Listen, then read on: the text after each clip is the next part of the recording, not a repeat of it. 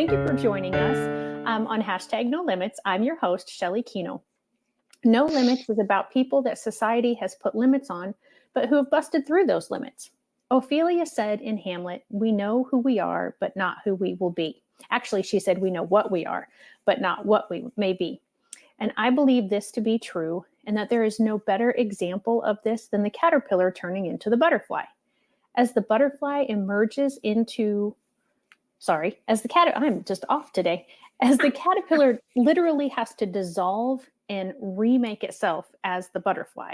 And then the butterfly has to struggle in order to get out of the cocoon for its wings to be strong enough for it to be able to fly. And that has to be incredibly difficult, but so is busting through limits that society has placed upon you. And not that these limits are intentionally placed or physically placed.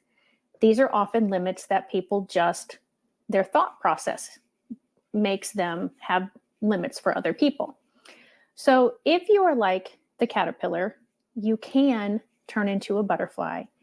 And if you have a support system alongside of you, then you're going to turn into that butterfly sooner and a lot easier. Places where I have seen limits placed on people in society as well as in education are on people that have learning differences and anxiety and learning differences in a lot of different ways. And that brings me finally to my guest today, who's been waiting patiently. Shae is a wife, mother of two, fellow master IEP coach, and fellow escape room escapee, fellow special education teacher. She is a life coach, and she is an education consultant. And I think, did you just tell me that you're now a licensed travel agent? I'm working on it. Why don't I just add one more thing to my life? Right? Because you don't do anything right now. You just sit around and twiddle your thumbs. No, that kind of goes with special ed also, too. Yeah, it does a little bit. I agree. So, well, that's why I kind of did it.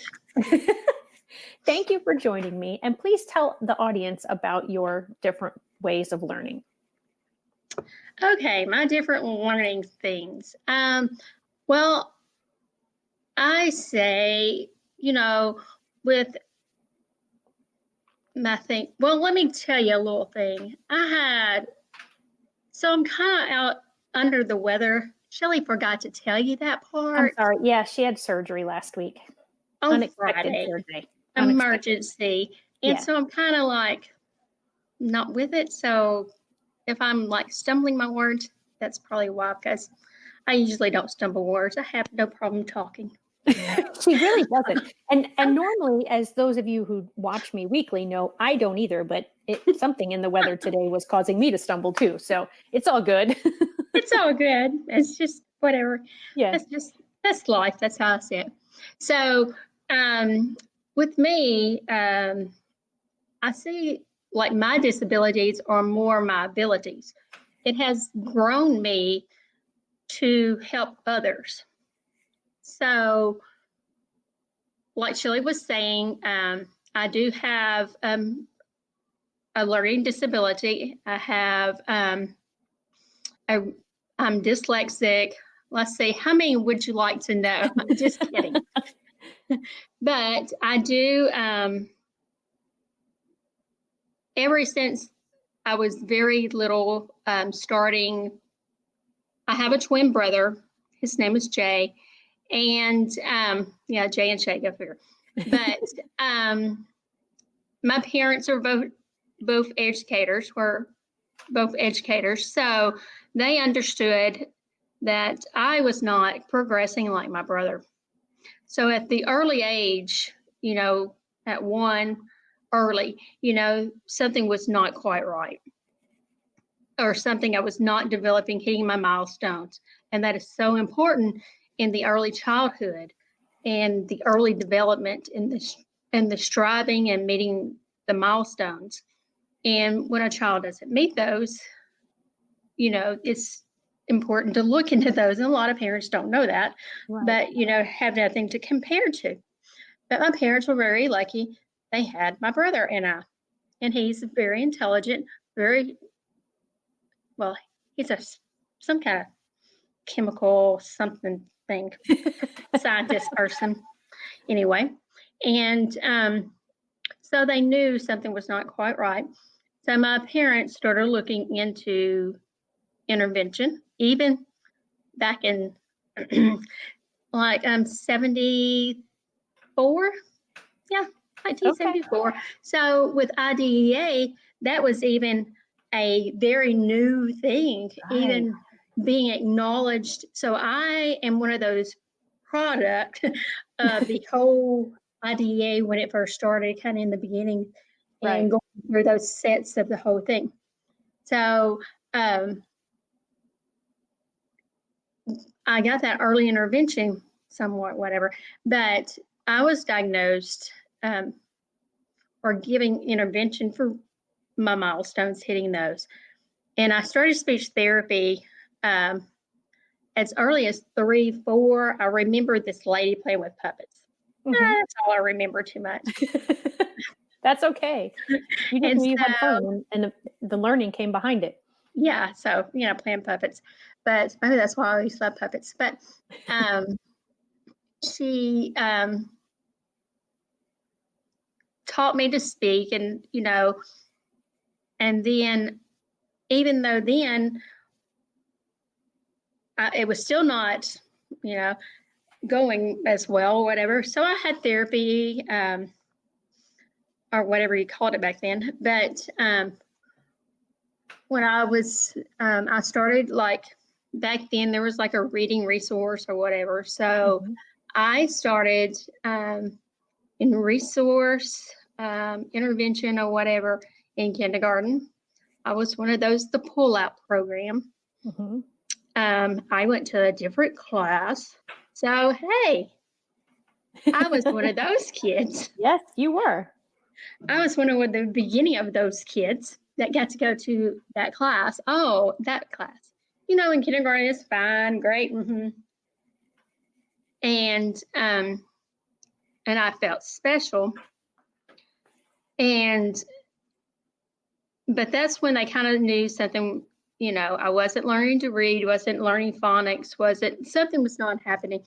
So later on in the progress, that's when they diagnosed me somewhere in there that I had a learning disability. And then, and I had that until, I guess it was just so young or whatever, learning disability, but a reading disability kind of came out of that. Mm-hmm. But back then you just had a learning disability, not even a specific learning disability. And right.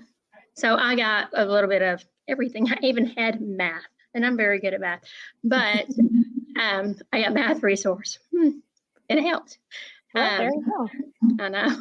So I was in resource all the way until I was in 8th grade. And for a learning disability, not knowing really anything about special ed, didn't understand. Right. I just knew I was different, because I have a brother. He didn't go to those classes.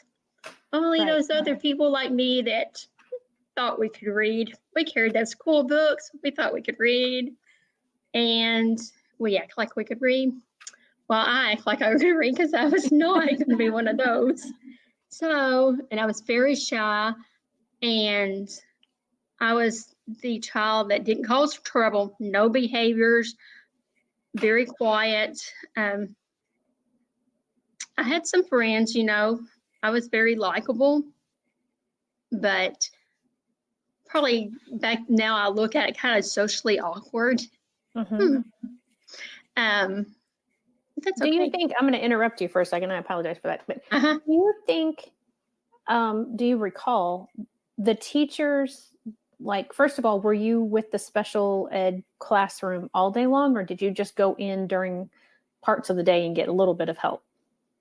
That's a good question. I was thinking, how could I explain resource back then? Because resource is so not really a lot different. You would think it, well, in these however many years now. I'm thinking Right. 75, 76, Mm-hmm. and now we're in 2020. You know, special ed should be a lot changed. Yeah. It is so sad. And that kind of gives me chill bumps to even think of that. It's not really a lot of difference. And Yeah. that's what's so sad.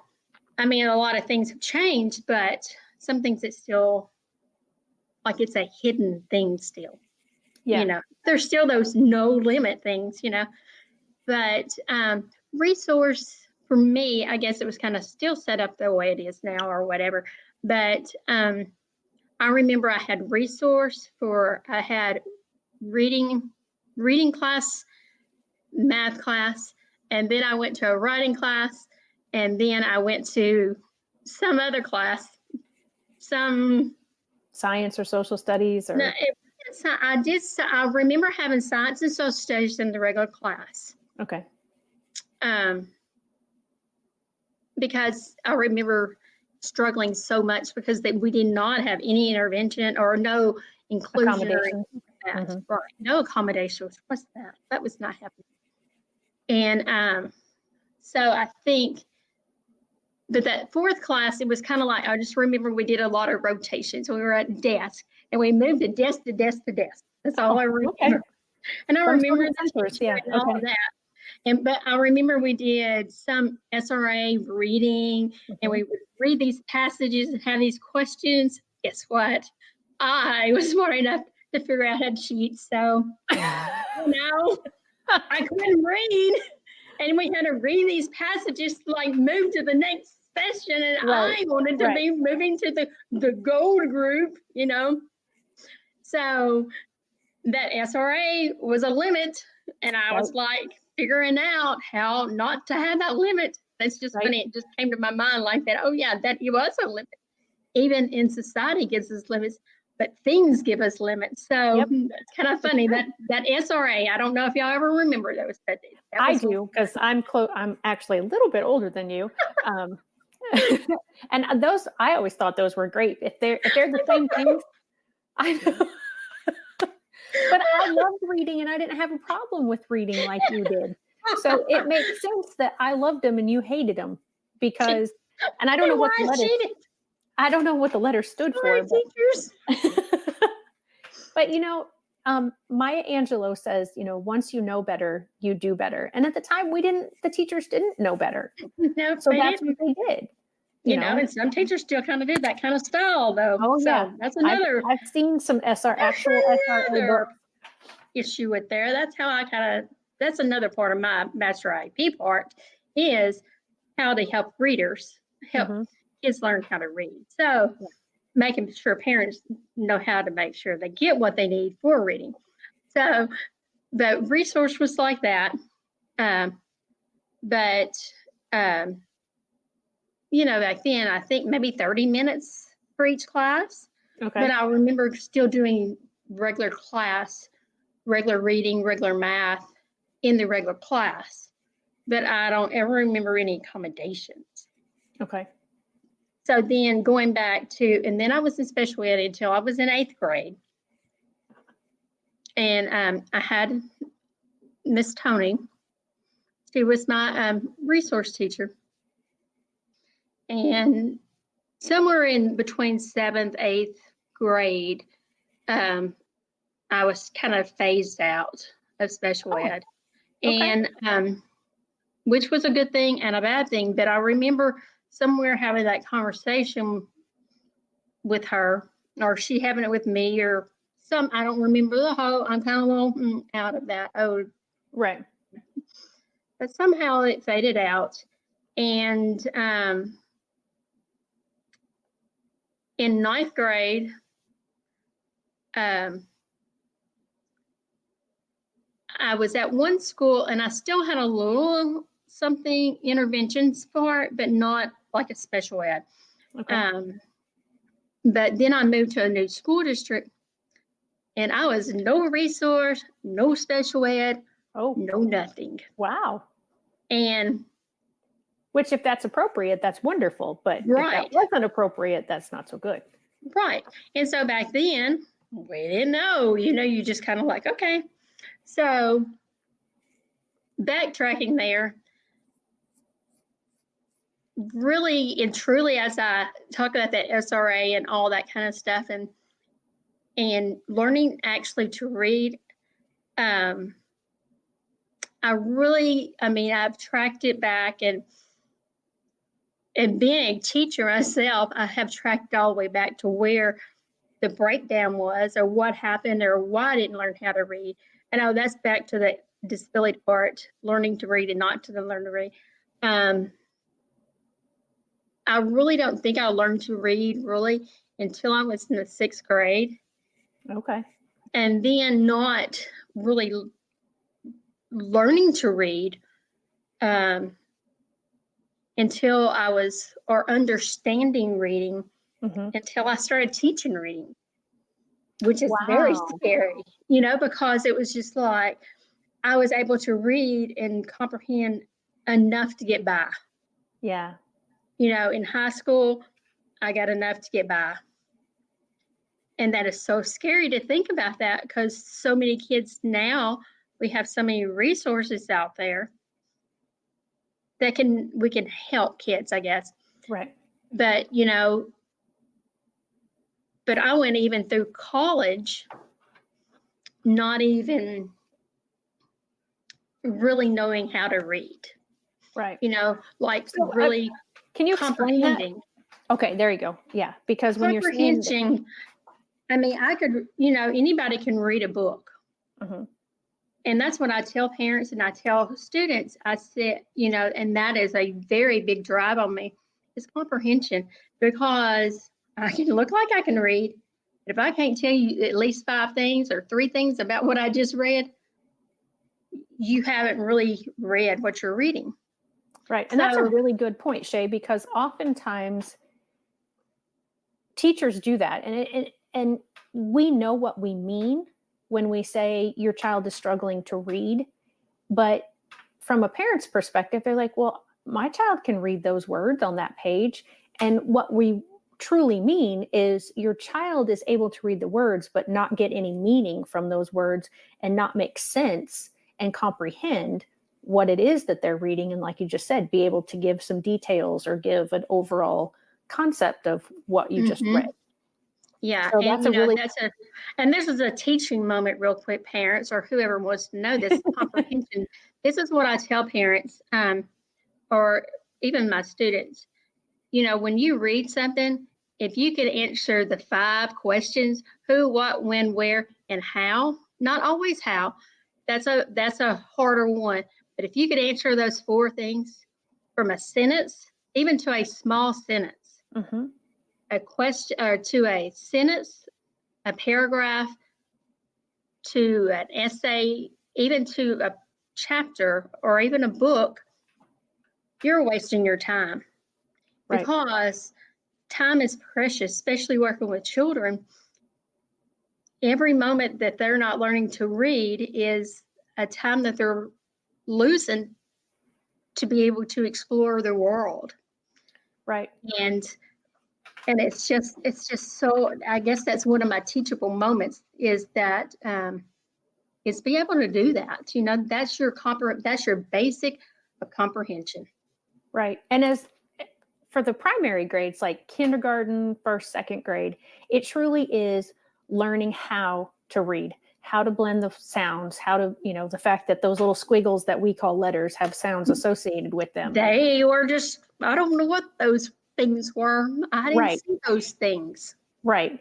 And so that's usually, kindergarten, 1st, 2nd grade that we are learning to read. But then around 3rd grade, 4th grade, depending on, exactly the area, then we start reading to learn.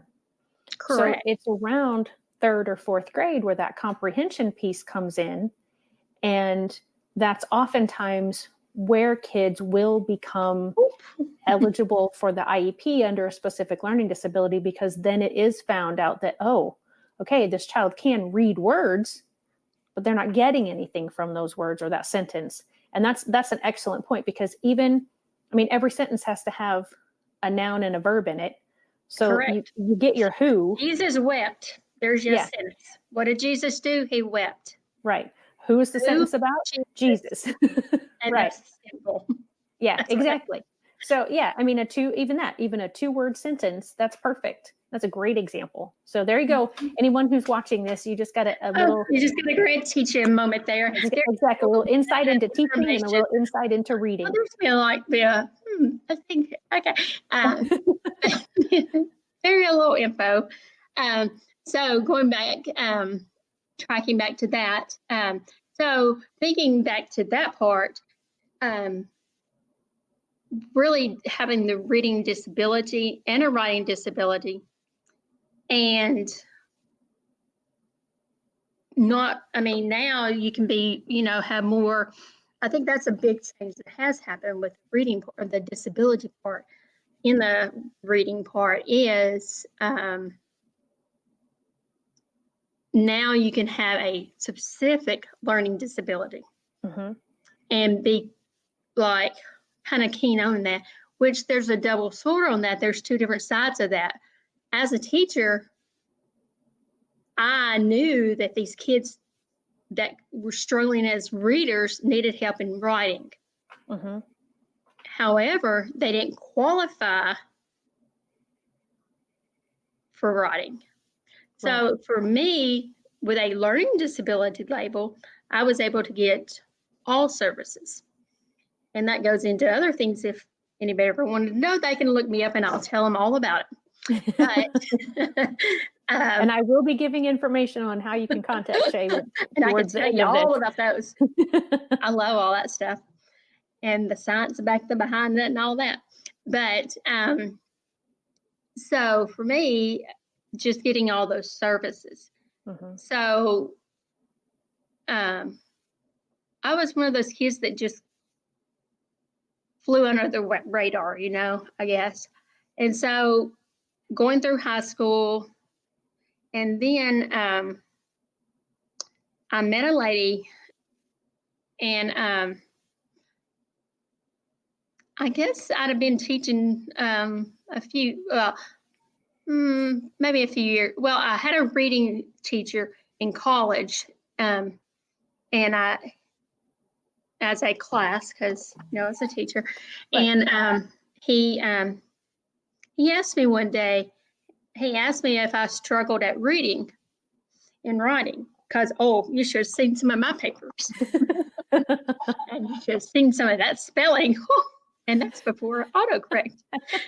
Poor people. But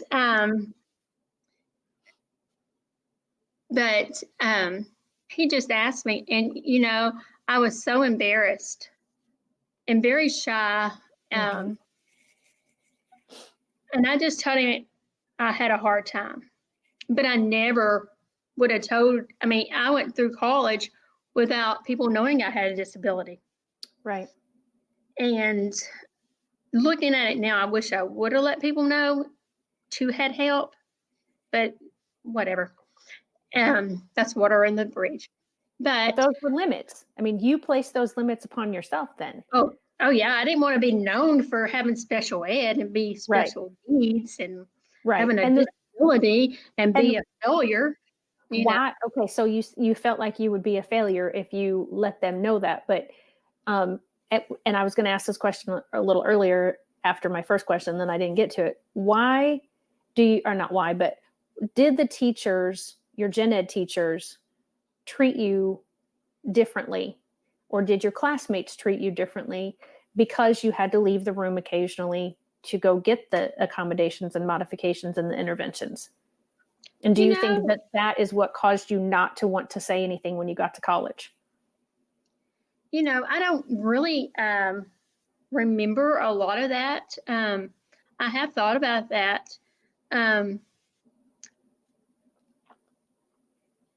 I was kind of treated different from the perspective of being compared to my brother, but not like a bad thing, but just, I don't know. And I might have put that on myself, and it might have not been that way or whatever, but looking back, I don't, just from my perspective. And seeing it through my eyes, I always thought I wasn't smart enough or whatever compared to him. And so I think that had a priority, but being pulled out for class, I don't ever remember in early elementary because they thought it was cool. She got to go to the cool class, because my classrooms were like all fancy and all special, and because they always made learning fun. Right. So they wanted it to go to those classes. And then early in the upper elementary, I remember a little bit of bullying, a little bit of making, like, you have to go to that class. Or the other thing would be, I would be sitting in there and people would be looking in the class, because I remember a few times like that. And then they would ask questions and I'd be like, I don't know. I would just always say, I don't know. They told me to come. Yeah. Right. I don't know. You should be like, I don't know. And but I think that was a hard thing. And then. So you don't necessarily think that the reason you didn't want to tell them? No, I'm trying. I like that question. I like thinking question, but I don't think it was ever that part. Not knowing that part, I guess. I just think it was the limits on myself, not wanting, not being known, I guess, not being out You didn't want to stand out for any reason. Oh, no, that was not happening. That was no. Okay. And you said you were shy, so I mean that follows too. That makes sense. Yeah, that's a good question. I'm gonna have to research that in my brain. I like to ask those questions. I love those questions. I'm gonna have to research that in my brain somewhere. Okay. All right. And so then you're I'll at get back college with and you had this professor who asked you if you struggled with reading. Yeah, and he was my reading teacher, as my reading classes I had to take or whatever. So, he was, specialized in reading, so he knew, but nothing really. But that was kind of when I started thinking, hey, there might be actually more to this than I actually knew. And then I graduated from college. I wouldn't say barely, but barely. Somehow, through the grace of God and from all my parents and all my wonderful friends that helped me, push me through, and that's another big push for me, is being an advocate. Being an advocate for yourself. That was a huge thing. I guess that was one of my strengths, was that I was an advocate in an underlining way. Not to tell people I had a disability, but I knew how to use my resources. And I think that's why I was intelligent. That sneakiness. Just trying to figure out how to get somebody to help me with notes, how to people to write my papers, or how to get help. Right. And not really tell them why I needed help. Okay, wait a minute. I have to have you clarify something. When you said have people write your papers, you told them what to write and they wrote it, or they literally wrote your paper for you? Oh, Shae. No, I wrote my papers. It was all in my mind. No, most of the time I believe you. Now I don't know if I believe you. No, just kidding. Yes, I'd say 99.9% of them were me. Okay. How about that? Okay. As long as I because we're both special ed teachers and we help students, it's with hard. accommodations. And writing is hard. And scribing, having someone scribe your thoughts, your ideas, your words, is accommodation.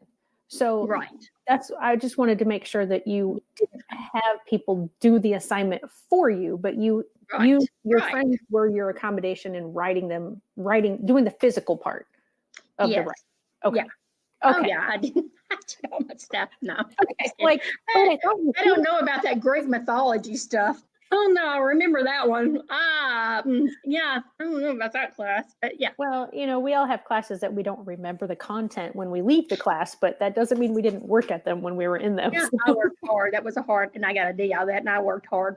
But anyway, but no, I had great friends, and then that's when they had tape recorders, and you could record what you wanted into a tape recorder, and I would read into my tape recorder, and then I would listen to it, and then I would take hours and hours and hours listening to it and write it down.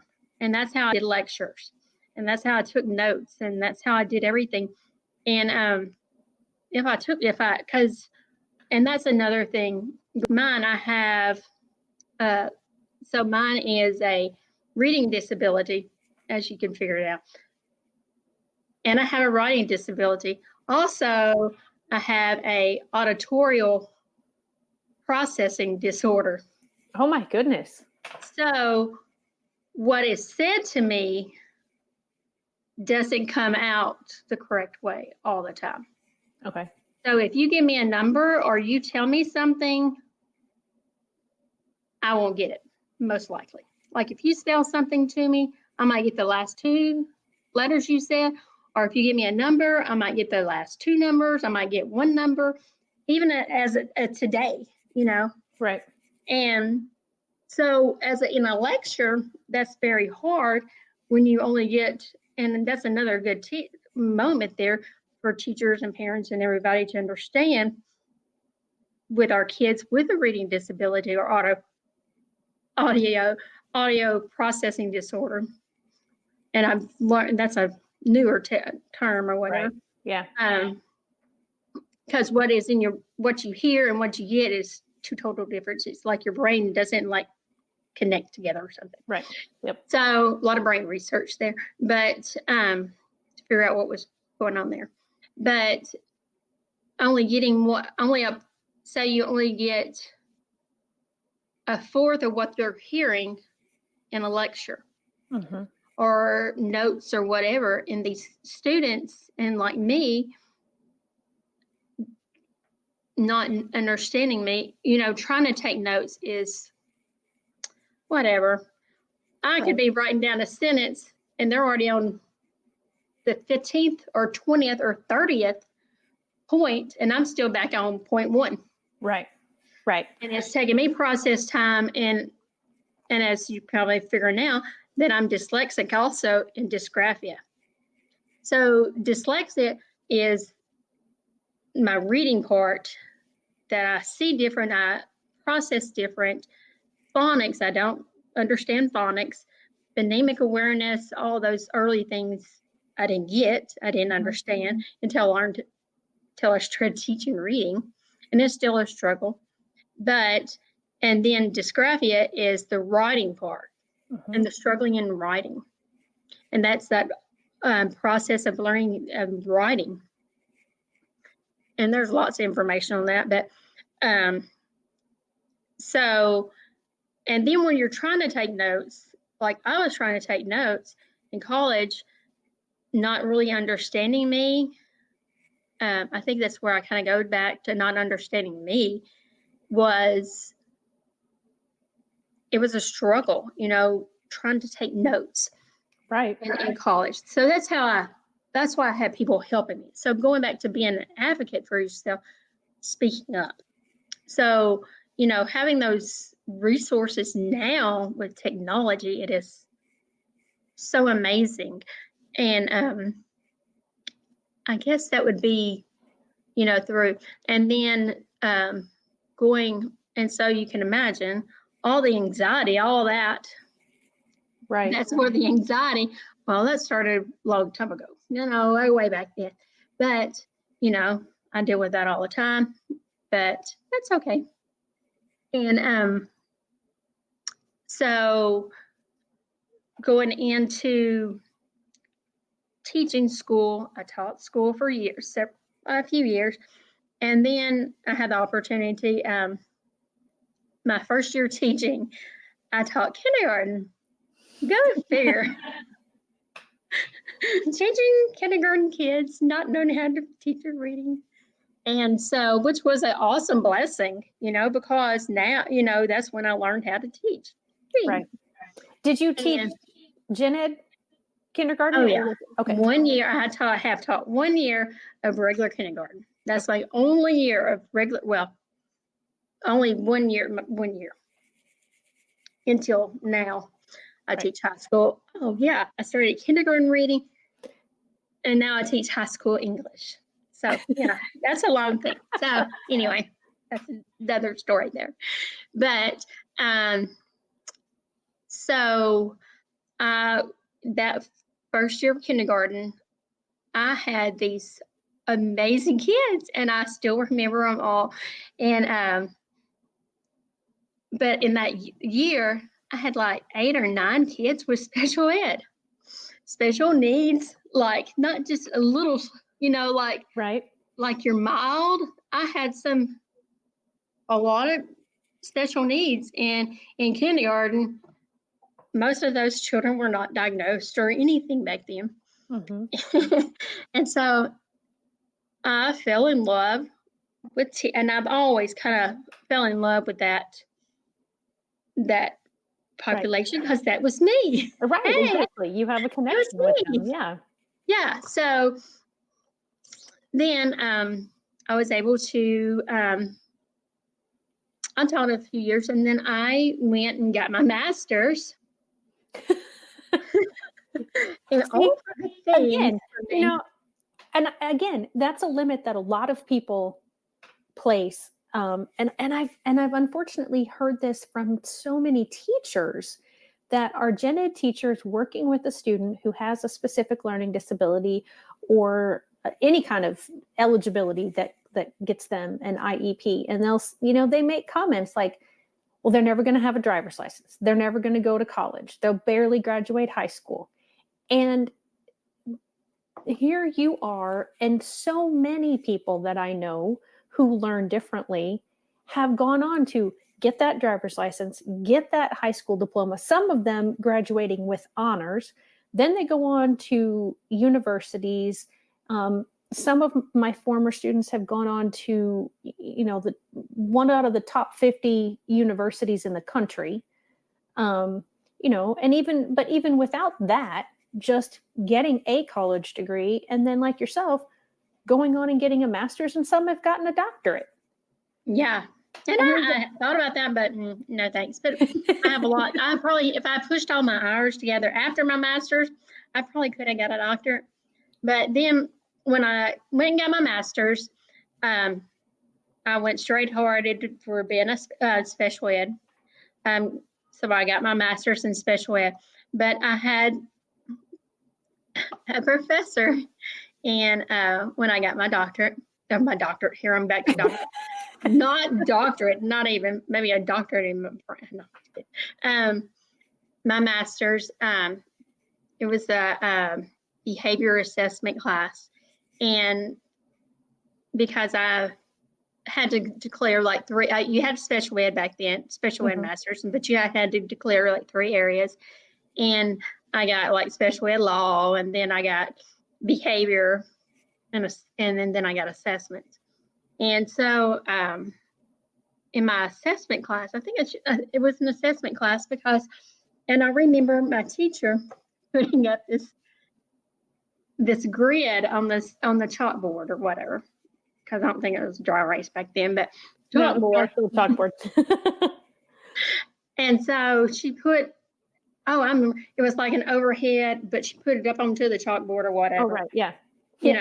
But I remember it was an overhead, overhead is, yeah. Overhead, all her little thing. Yeah. And she just did like these battery of things, assessments. And I remember her saying, "Tell me what you see." This was the first time I was like, and she said, "Draw exactly what you see." And I remember what you see. Everybody in the class passed that part. I didn't. But that's okay. But I passed the class, not that what I'm saying. Right. But those like these assessments she was doing, and she didn't tell us what these assessments were because we were learning how to do assessments. Right. And because I'm able to do assessments, but she would just pull up things or whatever, and then one afternoon or one day or something or whatever, I got this message. I needed to come to her office. And no matter how old you are, if you get called into the teacher or the professor's classroom or office up to the desk, you're still scared. Yes, it was horrible. I remember. And so I had to make an appointment, and she told me it was no big deal. It was not, it was very important, but, and then she finally said, "You're not in trouble." I'm like, okay, I'm not lost my right, So anyway, she went over my stuff with me, and it kind of makes me cry, because not cry but like of joy that somebody actually understood that something was going on. Right. Remind you, had already went through elementary, all the way through undergrad into my master's, and I had a professor figure out that I had a disability, not just a learning disability. I had major things going on. And see, it still gives me tears. Well, yeah. I mean, it's not my experience, and I still live. I'm getting emotional just thinking about what that must have felt like to you. Yeah. And she said, "Can you explain your answers to me?" And I was like, "Oh my gosh, she thinks I cheated. Oh my God." Like I would get kicked out or whatever, Right. And I said, "Well, you told me to, like, that part of the test, answer the exact, draw or write or whatever, exactly what we saw." And that's what I did. And she said, "Oh, And so she pulled out all this, back then that was before all the computerized information and stuff. Sure. And Right. so she pulled out this stack of papers about that. I remember it was huge. And she laid it on this paper. So she'd have been studying me without me knowing. I was case one of her study. An adult with a disability, and didn't really know, I guess. But right. And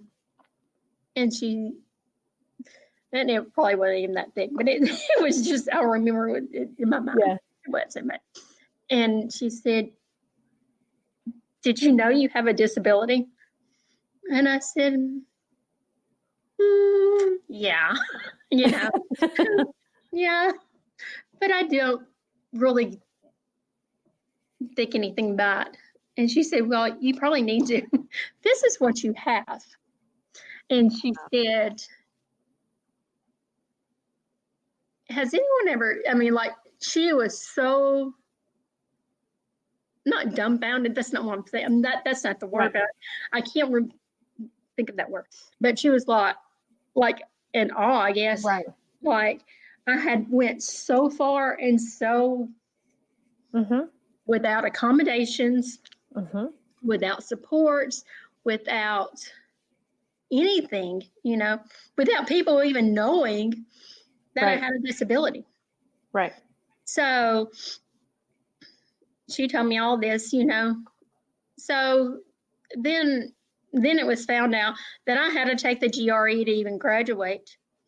Oh. And well, I did take that thing. But she stood on my behalf and I had to meet with the dean of students and tell him everything, how I did everything, How did I get into graduate school without a GRE? Because back then you were supposed to have a GRE score or have taken it. Right. I was just fortunate not to have to take it, because I would have never got into graduate school with my grade point from undergrad. Right. Not all whatsoever, because it was like a 2 point something, maybe. An average there, below average, Right. So I knew, and I was like, oh my gosh, they're going to kick me out. They're going to kick, but I was almost finished with my master's at this time. It's kind of funny now, but and then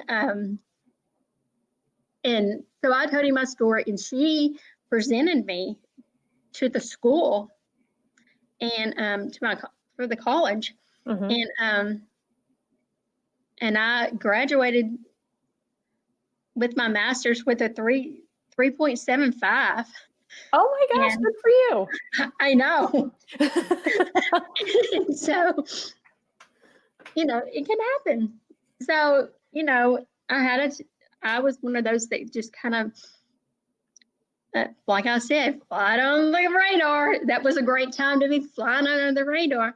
But with that professor, I was very enlightening into my life, trying to figure it out. But being still in the shadows of my disability, it still continued. I didn't let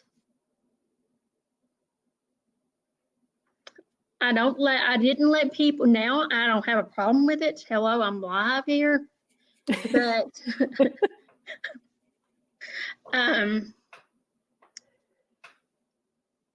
I did not, even as a teacher, and I think that if I had to redo something in life, I would have let people understood long time ago that I did have a disability, and it wasn't, I should have used it as an ability, but now, but I taught for 23 years, and that's a long time. Yes, it is. And as a 1 year regular kindergarten, as a special ed teacher, not knowing, no one knowing that I had a disability. Wow. Because I put that limit on myself. And I guess I still think it's the backlash.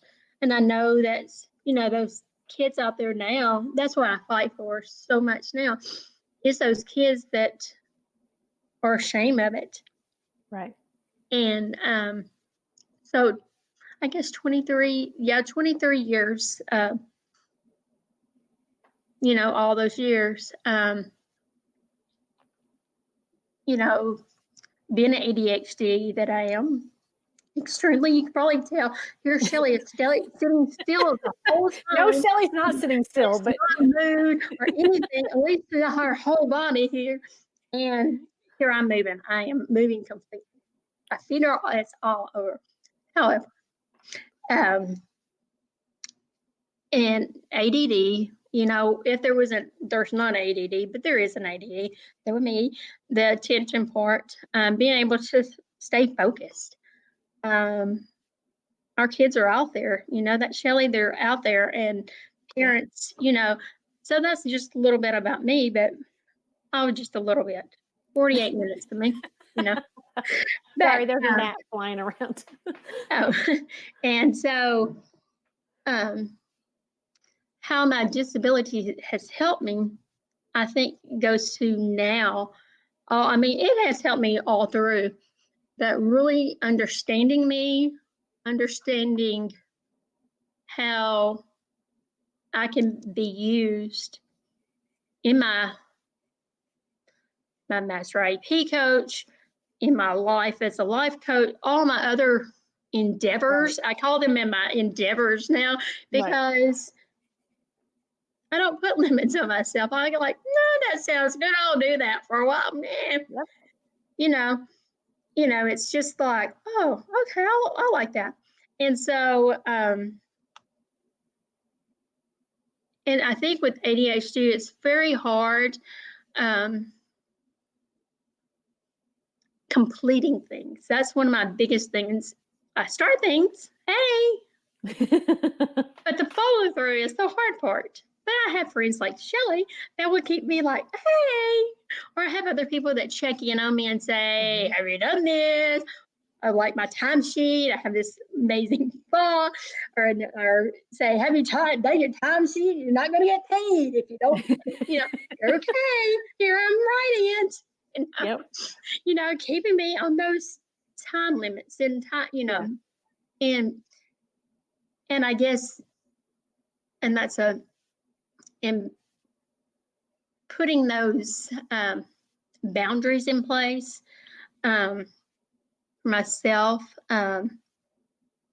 It's hard, just because I think I kept myself in that box for so long in my life that now that I'm like that butterfly, I moved out of, it's just like I have changed, and it's not been an easy one whatsoever, No, it's not. but that's just how things are. And if I can, and I know I've helped lots of children, and that's one of my biggest pride is teaching kids to read and write. That is one of my amazing things. And to help kids, Shelley, I've got, a lot of success stories in kids, but when you get those notes from parents saying, hey, you did this or you did this. But I got this post the other day on Facebook, and I didn't ask, but she probably don't care, but I won't say his name. But I had him when he was younger, and behaviors had to help on those issues a little bit, Yeah.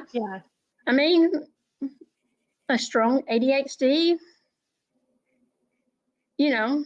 all the way, and teachers want to put him in the box, and he was not having that. And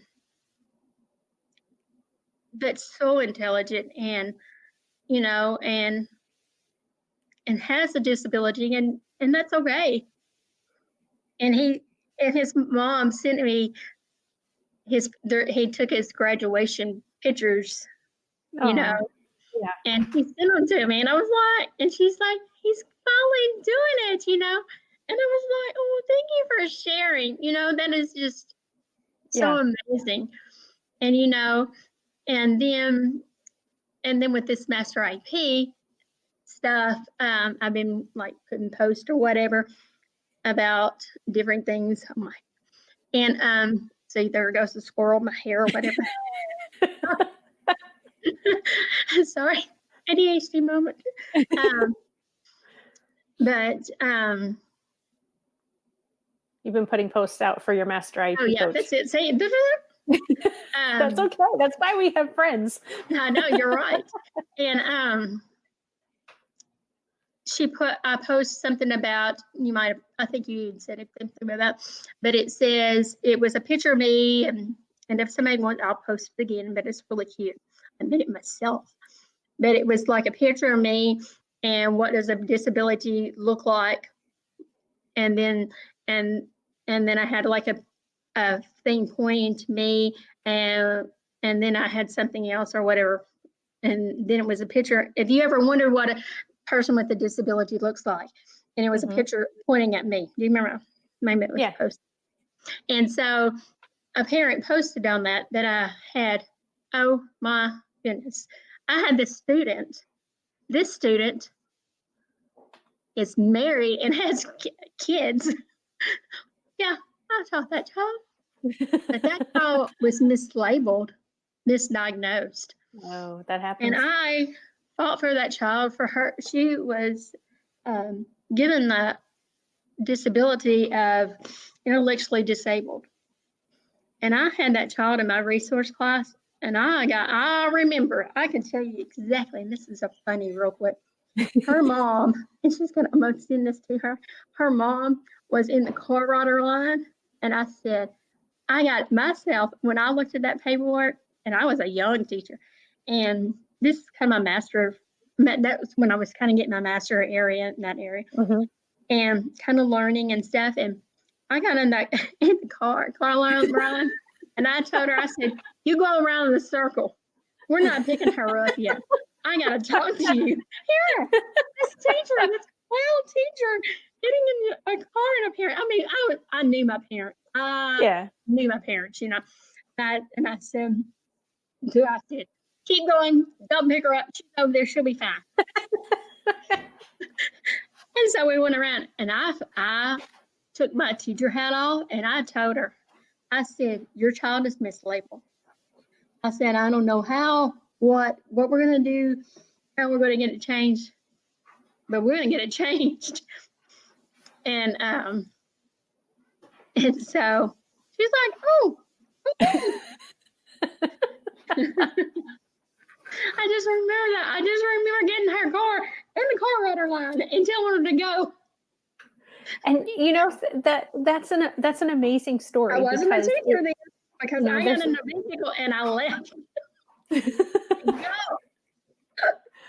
And that's what it takes, Shae, is somebody just like your college professor had to stand up with you and for you and explain to others, this person has a disability, and to, like you said, we don't promote ourselves as master IEP coaches as advocates, because typically that comes with an adversarial mindset. But we are there to help people see the whole situation differently, whether that's on the parent side or that's on the education side or the therapist side. And so that's exactly what you did, just getting in there and saying, look, I'm learning this stuff, and this applies to your daughter and her situation. And we need to address her disability differently to continue to help her break through those limits. And that's a perfect story to wrap up our whole talk today. And I know we really didn't get into how different it is for your students now. And sorry, I don't know if you heard that noise, but my husband. I do. I hear every noise, and I also hear every noise. My husband is doing some stuff. He's gotten into canning, and so he's taking care of some of that right now. But drying things. He just recently got a dehydrator, so he's doing some of that stuff too. But so we may have to have you back on so that you can talk about what is going on for your students now and how different that is compared to when you went through school. You talked about it a little bit. Mm-hmm. But yeah, we could certainly have you back on sometime and continue this conversation. What you shared today was so amazing. Walking us through your journey and being willing to share all of that. I can't thank you enough because there is somebody or some bodies who are going to hear that and go, I can do it. Look at all the things that she had to go through to get what she is doing now, to get where she is at now. If she can do it without the accommodations and without the interventions and without the support, and I've got the support, I can do it too. So I thank you from the bottom of my heart. I really feel like this was very inspirational today and very motivational. And I just can't say thank you enough. For anyone who follows me, please make sure that you like this, you give it a thumbs up. If you want to follow Shae, you can find her. She's on Facebook. She's on Instagram. She's on LinkedIn. She does have a website, which I'm going to try to quickly share that. I'm running out of time, so I don't know if I'm going to get to it or not. It's not wanting to work. Okay, this one really quick. Yeah, 1 minute. I know. So there it is. It's msha.ke/Shae Spears /about. And I just want to thank you for joining us. Make sure you tune in Friday for Friday with Fran. It is a delayed start. It will start at 1:30. So please join us at 1:30. And then next week on #NoLimits, I will be interviewing Dennis Farrar. He will be the first of the official #NoLimits male to join the program, but he will be the second dad that I've interviewed. And he has a grown son with autism, and he is a financial planner specializing in helping families with a child with special needs prepare financially for that child's future. So I've got 12 seconds. I thank you all again for joining us. Thanks so much. Bye-bye, everybody.